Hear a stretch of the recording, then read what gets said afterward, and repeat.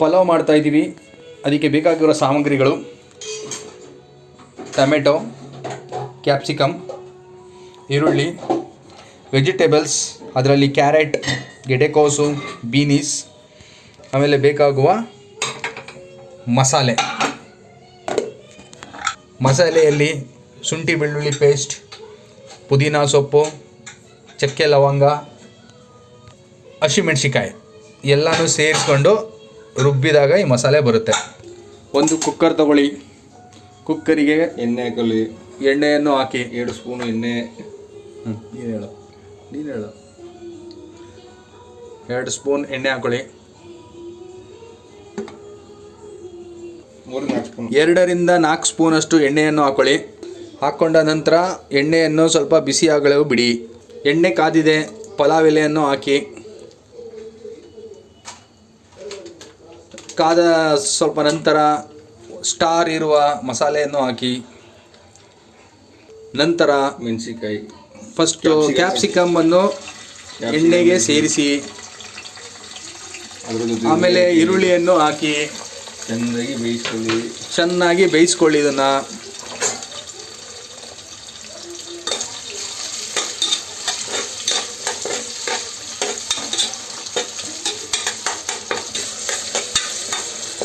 ಚೆನ್ನಾಗಿ ತಿರುಗಿಸಿ ಚೆನ್ನಾಗಿ ಬೇಯಲು ಬಿಡಿ.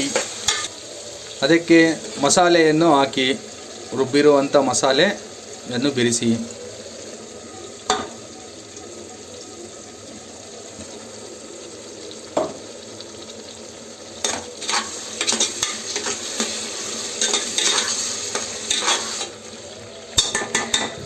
ಸ್ವಲ್ಪ ಕಾಯಲು ಬಿಡಿ. ಕಾದ ಮೇಲೆ ಘಮ್ ಅಂತ ವಾಸನೆ ಬರುತ್ತದೆ. ನಂತರ ಚೆನ್ನಾಗಿ ಬೆರೆಸಿದ ನಂತರ ಟೊಮೆಟೊವನ್ನು ಹಾಕಿ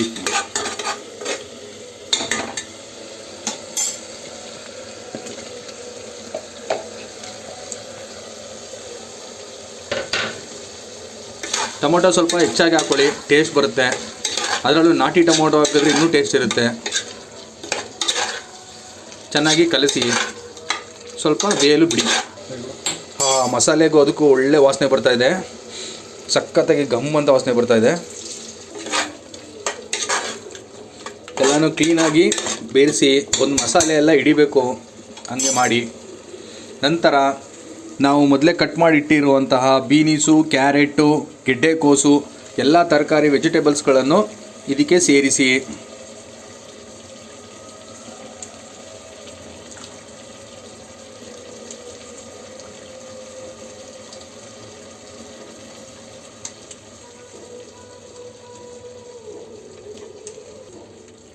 ಎಲ್ಲ ವೆಜಿಟೇಬಲ್ಗಳನ್ನು ಕ್ಲೀನಾಗಿ ಹಾಕಾದ ನಂತರ ಇದನ್ನು ಕಲಸಿ ಮಸಾಲೆಯನ್ನು ಹಿಡಿಯೋಂಗೆ ಕಲಿಸ್ಬೇಕು.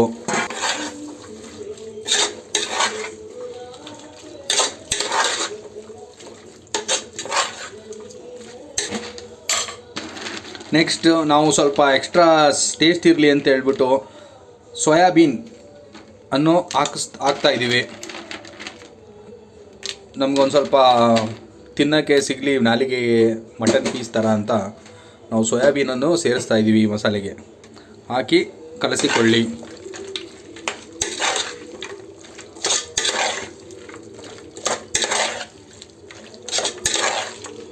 ಎಲ್ಲಕ್ಕಿಂತ ಇಂಪಾರ್ಟೆಂಟ್ ಇವಾಗ ರುಚಿಗೆ ತಕ್ಕ ಉಪ್ಪು. ಸೊ ನಾವು ಇಲ್ಲಿ ದಪ್ಪ ಉಪ್ಪನ್ನು ಯೂಸ್ ಮಾಡ್ತಾಯಿದ್ದೀವಿ, ಕಲ್ಲುಪ್ಪನ್ನು. ಯಾಕೆ ಇದರಲ್ಲಿ ಅಯೋಡೈನ್ ಜಾಸ್ತಿ ಇರುತ್ತೆ ಅಂತ. ನೀವು ಬೇಕಾದ್ರೆ ಸಣ್ಣ ಉಪ್ಪನ್ನು ಯೂಸ್ ಮಾಡ್ಬೋದು. ಬೇಕಾದರೆ ದಪ್ಪ ಉಪ್ಪಿಗೆ ರುಚಿಗೆ ತಕ್ಕಂಗೆ ಯೂಸ್ ಮಾಡಿ. ಚೆನ್ನಾಗಿ ಕಲಸಿ ಉಪ್ಪು, ಮಸಾಲೆ, ತರಕಾರಿ, ಸೋಯಾಬೀನು ಏನೇನು ಹಾಕಿದ್ದೀವಿ ಎಲ್ಲವೇ ಮಿಕ್ಸ್ ಆಗಬೇಕು. ಆ ರೀತಿ ಕಲಸಿ ಸ್ವಲ್ಪ ಬೇಯಲು ಬಿಡಿ. ವಾಸನೆಗೋಸ್ಕರ ನಾವು ಸ್ವಲ್ಪ ಗಮ್ಮಂತ ಕಸ್ತೂರಿ ಮೇಥಿಯನ್ನು ಹಾಕ್ತಿದ್ದೀವಿ. ಕಸ್ತೂರಿ ಮೇಥಿ ಹಾಕಿ ಇದು ಒಳ್ಳೆ ನಿಮಗೆ ಸುವಾಸನೆಯನ್ನು ಕೊಡುತ್ತೆ, ಜೊತೆಗೆ ಹೆಲ್ತ್ಗೂ ಒಳ್ಳೆಯದು. ಹಾಕಿದ ನಂತರ ಚೆನ್ನಾಗಿ ಕದರಿ ರುಚಿಕರವಾದ ವೆಜಿಟೇಬಲ್ ಸೋಯಾಬೀನ್ ಪುಲಾವ್ ರೆಡಿಯಾಗುತ್ತದೆ ಕೆಲವೇ ಕ್ಷಣಗಳಲ್ಲಿ. ವಾಸನೆ ಅಂತೂ ಗಮ್ ಅಂತ ಬರ್ತಾಯಿದೆ, ತುಂಬ ಚೆನ್ನಾಗಿದೆ ಸುವಾಸನೆ. ಎಲ್ಲ ಮಸಾಲೆ, ತರಕಾರಿ ಎಲ್ಲ ವಾಸನೆ ಬರ್ತಿದೆ. ಉಳಿದ ಜಾರಲ್ಲಿರುವ ಮಸಾಲೆಯನ್ನು ಕ್ಲೀನಾಗಿ ಹಾಕಿ ನೀರನ್ನು ಅಕ್ಕಿ 1 ಲೋಟ ಅಕ್ಕಿಗೆ 2 ಲೋಟ ನೀರನ್ನು ಹಾಕಿ ರೆಡಿ ಮಾಡಿ ತರಕಾರಿಗೆ. ಹಾಂ, ಸೊ ನಾವೀಗ 1 ಲೋಟವನ್ನು ಬಳಸ್ತಿದ್ದೇವೆ ಅಕ್ಕಿ. ಇವಾಗ ಚೆನ್ನಾಗಿ ಇದನ್ನು ಕುದಿಯೋಕ್ಕೆ ಬಿಡಿ. ಓಕೆ, ನಾವೀಗ ಅಕ್ಕಿ ಹಾಕ್ತಿದ್ದೀವಿ. ಅದಕ್ಕೋಸ್ಕರ ನಾವು ನಮಗೆ ಬೇಕಾಗುವಂತಹ 1.5 ಲೋಟ ಅಕ್ಕಿಯನ್ನು ಸೇರಿಸಿದ್ದೇವೆ. ನಾವು ಎಲ್ಲಕ್ಕಿಂತ ಮುಂಚೆ, ಅಕ್ಕಿ ಹಾಕೋಕ್ಕಿಂತ ಮುಂಚೆ ನಾವು ಇದನ್ನು ಟೇಸ್ಟ್ ನೋಡೋಣ. ಟೇಸ್ಟು ಸ್ವಲ್ಪ ಕರೆಕ್ಟ್ ಇದೆಯಾ, ಉಪ್ಪು ಖಾರ, ಯಾಕೆಂತಂದರೆ ಆಮೇಲೆ ಹಾಕೋಕ್ಕಾಗಲ್ಲ, ಈಗಲೇ ಹಾಕ್ಬೇಕು. ಇದನ್ನು ಹಾಕಿದ್ರೆ ಟೇಸ್ಟ್ ನೋಡ್ತಾಯಿದ್ದೀನಿ. ಹಾಂ, ಸೂಪರಾಗಿದೆ. ಮಸಾಲೆ ಅಂತೂ ಸಖತ್ ವಾಸನೆ ಬರ್ತಾಯಿದೆ, ಚೆನ್ನಾಗಿದೆ. ಸೊ ಉಪ್ಪು ಖಾರ ಎಲ್ಲ ಕರೆಕ್ಟಾಗಿದೆ. ಸೊ ಎಲ್ಲ ಕರೆಕ್ಟಾಗಿದ್ದಾಗ ನಾವು ಈಗ ಅಕ್ಕಿಯನ್ನು ಇಲ್ಲಿಗೆ ಆ್ಯಡ್ ಮಾಡುವ. ಓಕೆ, ಚೆನ್ನಾಗಿದೆ ಟೇಸ್ಟು. ಸೊ ನಾವು ಇವಾಗ ಅದಕ್ಕೆ ಅಕ್ಕಿಯನ್ನು ಸೇರಿಸ್ತಾ ಇದ್ದೀವಿ.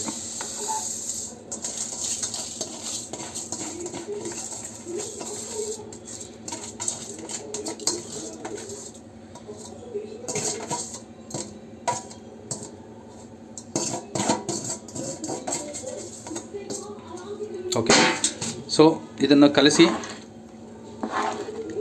ಇವಾಗ ಕುಕ್ಕರನ್ನು ಮುಚ್ಚಿಬಿಡಿ.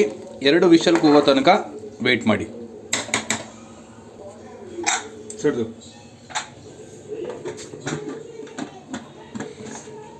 ಓಕೆ, ಸೊ 2 ವಿಷಲ್ ಕೂಗೋ ತನಕ ನೀವೆಲ್ಲ ಆರಾಮಾಗಿ ರೆಸ್ಟ್ ಮಾಡಿ. ನಾನು ಕೂಗಾದ್ಮೇಲೆ ಹೇಳ್ತೀನಿ. ನಾವು ಇವಾಗ ಮೊಸರು ಬಜ್ಜಿಯನ್ನು ಮಾಡ್ತಾಯಿದ್ದೀವಿ. ಮೊಸರು ಬಜ್ಜಿಗೆ ಬೇಕಾಗುವ ಸಾಮಗ್ರಿಗಳು: ಮೊಸರು 1/4 ಲೀಟರು. ಅದಕ್ಕೆ ನಾವು ಸ್ವಲ್ಪ ಲೈಟಾಗಿ ಮೆಣಸಿನ್ಕಾಯನ್ನು ಹಾಕಿದ್ದೀವಿ. ಆಮೇಲೆ ಅದಕ್ಕೆ ಈರುಳ್ಳಿಯನ್ನು ಸೇರಿಸ್ತಾ ಇದ್ದೀವಿ. ಈರುಳ್ಳಿಯನ್ನು ಹಾಕಿ ನಮ್ಮ ಟೇಸ್ಟಿಗೆ ತಕ್ಕಂಗೆ ನಾವು ಸ್ವಲ್ಪ ಟೊಮೆಟೊವನ್ನು ಇದಕ್ಕೆ ಸೇರಿಸುತ್ತಿದ್ದೇವೆ.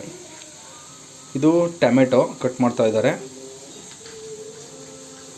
ಹಾಂ, ಅದಕ್ಕೆ ನಾವು ಟೊಮೆಟೊವನ್ನು ಸೇರಿಸಿದ್ದೀವಿ.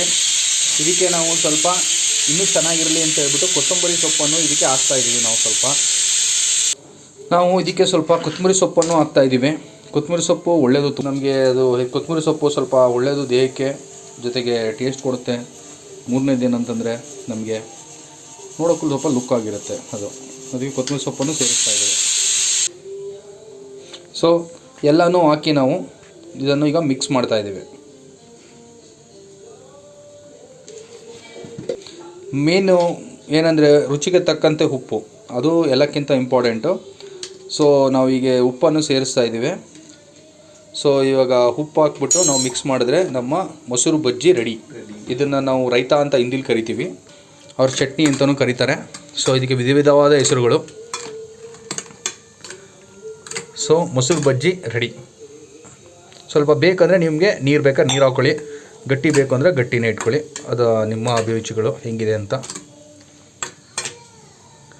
ಮೊಸರು ಬಜ್ಜಿ ರೆಡಿ. ಈಗ ನಾವು ವೆಜಿಟೇಬಲ್ ಪುಲಾವ್ ಮಾಡೋಕ್ಕೆ ಕಾಯ್ತಾ ಇದ್ದೀವಲ್ಲ, ಅದು ಆಯ್ತಿದ್ದಂಗೆ ಇದು ಅದ್ರ ಜೊತೆಗೆ ಕಾಂಬಿನೇಷನ್ ಚೆನ್ನಾಗಿ ಆಗಿದೆ. ನಮ್ಮ ವೆಜಿಟೇಬಲ್ ಪುಲಾವ್ ರೆಡಿಯಾಗಿದೆ. 2 ಸತಿ ಕೂಗಿಸಿ ನಾವು ಇದನ್ನು ರೆಡಿ ಮಾಡಿದ್ದೀವಿ. ಈಗ ಇದನ್ನು ಮಿಕ್ಸ್ ಮಾಡಬೇಕಾಗಿದೆ ನಾವು ಕರೆಕ್ಟಾಗಿ. ಅಕ್ಕಿ ಬೆಂದಿದೆ, ತರಕಾರಿಗಳು ಬೆಂದಿದೆ. ಈಗ ಇದನ್ನು ನಾವು ಕ್ಲೀನಾಗಿ ಒಂದು ಸರಿ ಕಲಸಿ ತಿರ್ಗಾ ಕುಕ್ಕರ್ನ ಮುಚ್ಚಿ ಸ್ವಲ್ಪ ಹೊತ್ತು ಬಿಡಿ. ಎಲ್ಲ ಪಂಗಿ ಅದು ಕ್ಲೀನಾಗಿ ಏನಾಗುತ್ತೆ, ಸೆಟ್ ಆಗುತ್ತೆ ಪಲಾವ್. ನೋಡಿ, ನಮ್ಮ ವೆಜಿಟೇಬಲ್ ಪಲಾವ್ ರೆಡಿ ಇದೆ. ಈಗ ತಿರ್ಗಾ ಇದನ್ನು ನಾವು ಮಿಕ್ಸ್ ಮಾಡಿ ಮುಚ್ಚಳಗವನ್ನು ಹಾಕಿ ತಿರ್ಗಾ ಒಂದು ದಮ್ ಕಟ್ಸೋಕ್ಕೋಸ್ಕರ ಈಗ ನಾವು ಅದನ್ನು ರೆಡಿ ಮಾಡ್ತಾ ಇದ್ದೀವಿ. ಈಗ ಇದು ದಮ್ ಕಟ್ಟುತ್ತೆ. ಈಗ ಇದನ್ನು ಬಿಟ್ಬಿಟ್ಟು ಒಂದು 10 ನಿಮಿಷ ಬಿಟ್ಟು ತಿನ್ನಿ, ಊಟ ರೆಡಿ. ಗಾಯ್ಸ್, ಈಗ ದಮ್ ಕಟ್ಟಿದೆ, ಅದನ್ನು ಬಿಚ್ಚಿದ್ದೀವಿ. ಈಗ ನಾವು ನೋಡಿ ನಮ್ಮ ಪಲಾವ್ ರೆಡಿ ಆಗಿದೆ, ಆಯಿತಾ. ಈಗ ಇದನ್ನು ನಾವು ಹೆಂಗೆ ಅಂದರೆ ಸರ್ವ್ ಮಾಡೋದು, ತಟ್ಟೆಗೆ ಹಿಂಗೆ ಹಾಕ್ತಾಯಿದ್ದೀವಿ.